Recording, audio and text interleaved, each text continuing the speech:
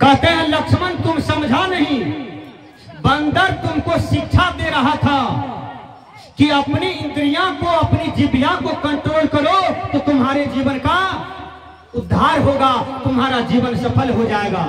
इसलिए विचार कीजिएगा मेरे भाइयों कि जो जिह्वा को बस में कर लिया, अपनी इंद्रियां को बस में कर लिया, वो आदमी ये संसार में विश्व विजयी हो जाता है। सर्वजित का नाम आपने सुना होगा। सर्वजित जय कहां?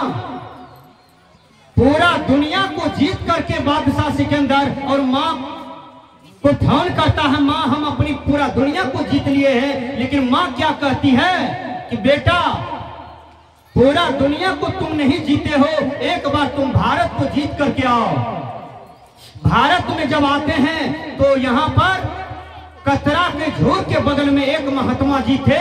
वो महात्मा जी बादशाह सिकंदर कहते हैं कि बोलिए महात्मा, मैं आपके देश को जीतने के लिए आया हूँ, आप यहाँ साइन कर दीजिए कि आप हार गए और हम आपकी देश को जीत लिए। कहा लिख लो, हमें लिखने भी नहीं आता है। लिखा भारत हारा और सिकंदर जीता। जब वो पढ़ते थे तो हो जाता था भारत जीता सिकंदर हारा। बोलिए आपके देश के महात्मा में क्या शक्ति है? बाबा में ही जिसको जो कहते थे वो हो जाता था। कबीर साहब जिसको जो कहते थे वो हो जाता था। स्वामी विवेकानंद, शंकराचार्य, भगवान बुद्ध, भगवान महावीर, जिसको ये जबान से जो कहते थे वो हो जाता था। उसके वाणी में कितनी बड़ी शक्ति थी बोलिए। इसलिए कहने का भाव है कि वहां हो जाता है कि भारत जीता सिकंदर हारा। लिखता है कि भारत हारा सिकंदर जीता, हो जाता है भारत जीता सिकंदर हारा। ये गुण किसमें था? वो महात्मा की कृपा से हो जाता था, वो महात्मा के साधना से हो जाता था। सिकंदर हार गया और फिर चरण में गिर गए महात्मा जी का। कहा बाबा हम लिखते हैं कुछ हो जाता है, कुछ ऐसा क्यों? कहा कि तुम्हारे लिए एक महात्मा ही हमारे देश के काफी हैं। विचार कीजिएगा, एक महात्मा की शक्ति ये भारत में जो है वो पूरा दुनिया को रोशनी देता है। आज आपका देश पूरे भारत में, पूरे विश्व में नाम किया हुआ है। स्वामी विवेकानंद 39 वर्ष की अवस्था में पूरा विश्व को हिला दिए। स्वामी विवेकानंद हिला दिए, स्वामी शंकराचार्य जी हिला दिए पूरा विश्व को। तो कहने का भाव है सज्जनों कि हम लोग उसी देश के हैं और उसी देश के मानव हैं और हम लोग जीतने का प्रयास कर रहे हैं।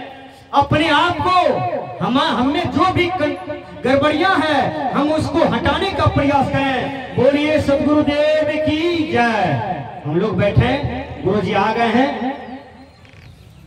तो कहने का भाव है कि मैं कह रहा था कि मनुष्य, बैठ जाओ शांति से, गुरु जी का आशीर्वचन सुनेंगे। मैं कह रहा था कि मनुष्य विवेक में जीता है, इसलिए हम अपना विवेक का प्रयोग करें। यदि विवेक बुद्धि बल का प्रयोग नहीं करेंगे तो फिर हमारी हार हो जाएगी।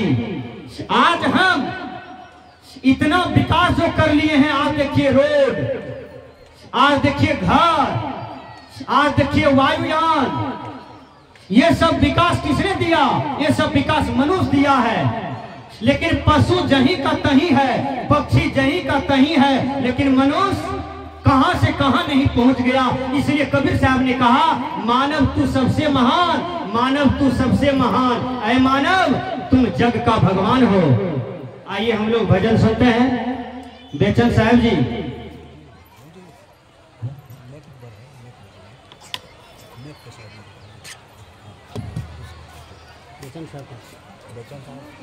बेचन साहब जी,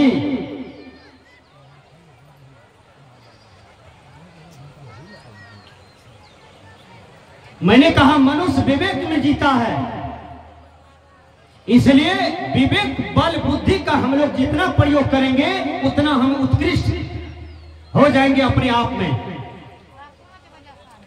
आइए कहने का भाव है कि जब तक हम अपनी शक्ति को नहीं परखेंगे, नहीं जानेंगे, तब तक ये संसार के भुइयां भवानी में हम उलझते रहेंगे, मिटते रहेंगे और उलझ उलझ करके संसार से जाते रहेंगे। कबीर साहब ने कहा ये संसार झाड़ रुझान कर उलझ उलझ मरी जाना है, रहना नहीं देश वीराना है। ये संसार में किसी से उलझाना नहीं है, ये संसार में केवल बच बच करके निकलना है। जैसे चारों तरफ कांटा गड़ा हुआ है, ध्यान दीजिए, और उस कांटे से बचना हो तो क्या करना होगा? कांटा निकाल पाइएगा कि पैर में जूता पहनिएगा? पैर में चप्पल पहन लीजिए, आप कांटा से बच जाएंगे। उसी प्रकार अपने जीवन में साधना रूपी रत्न को धारण कर लीजिए, ध्यान रूपी रत्न को धारण कर लीजिए, फिर देखिए आपका जीवन कितना चकाचक हो जाता है, आपका जीवन कितना व्यवस्थित हो जाता है, आपका जीवन कितना महान हो जाता है।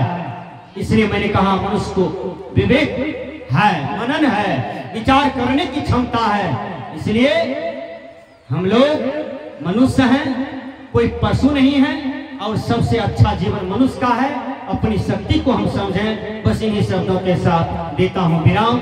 और यदि नाल वादक आएंगे तो अंत में मैं एक समदन गाऊंगा, उसके बाद आरती हो जाएगी और हम लोग पूज्य गुरुदेव जी के आशीर्वचन को सुनते हैं।